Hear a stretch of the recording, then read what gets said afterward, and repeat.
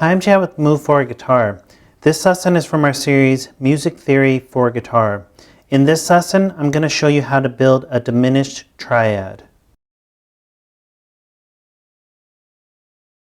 First off, download our free e-guide, Music Theory for Guitar.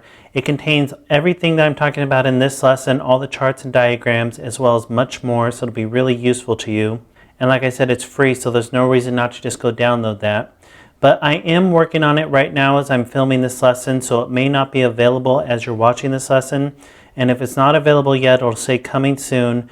And if you'd like to get notified when it is available, you can sign up for our mailing list, and we'll send you a notification for when it is available and let you download it. And also, if you're signed up for our mailing list, you'll receive all updated versions as well.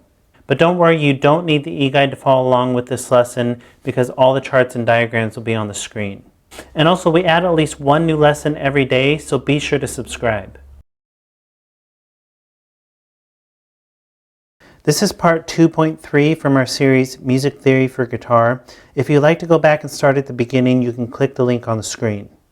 So these last few lessons we've been talking about triads, and if you didn't start at the beginning of this section, you might want to go back and start at 2.1 where I talked about how to build major triads. I also give an intro to triads in that lesson. And then in 2.2 I talked about how to build minor triads. So if you need any of that information, go back to 2.1 and start from there.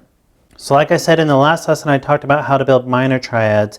And in this lesson, we're going to look at how to build diminished triads. So if you remember from the last lesson, to build a minor triad, it's a root, minor third, and perfect fifth, or a 1 flat 3 5. Or if you're looking at stacking thirds, it's stacking a minor third and a major third together.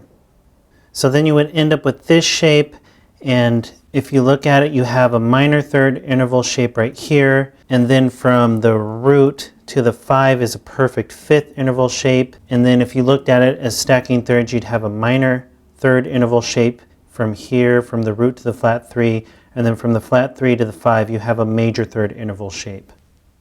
So that was a minor triad, and a diminished triad is very similar to a minor triad. The only difference is that you lower the 5 by half a step. So to build a diminished triad, you end up with root, minor third, diminished fifth, or 1 flat 3 flat 5.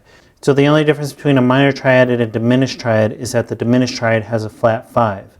Or if you looked at this as stacking thirds, you would have two minor thirds that are stacked together. From the root to the flat 3 is a minor third, and then from the flat 3 to the flat 5 is a minor third as well.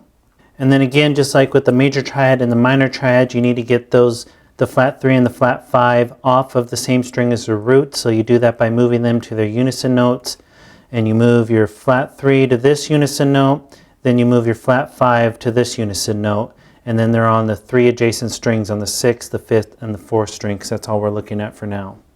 Or you could look at a diminished triad starting at the minor triad. So if you're at a minor triad with this shape, the root, flat 3, 5, you just move the 5 down half a step, and that gives you your diminished triad.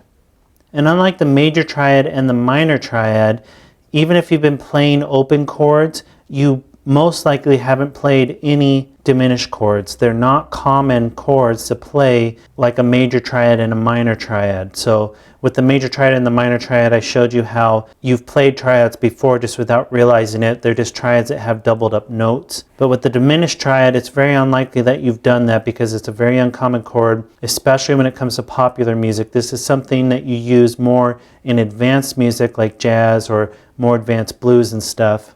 But it is important to understand the diminished triad. It's very important for understanding music theory, and it's something that you have to build off of for later lessons. So you need to understand it even though it's not a chord that you might ever play that often if you don't ever get into more advanced music. And as we go through these lessons, you'll see why it's so important to learn just like the other triads. So that's how to build a diminished triad. You can go ahead and move on to the next lesson where I'm going to show you how to build an augmented triad. And be sure to download the e-guide. All of these charts are in the e-guide, so you can use that as a reference. And it'll come in handy to you. You can just keep going back and looking this information up as we're going through these lessons or down the road as you're learning more music theory. It is something that will always be useful to you. And be sure to subscribe because we add at least one new lesson every day.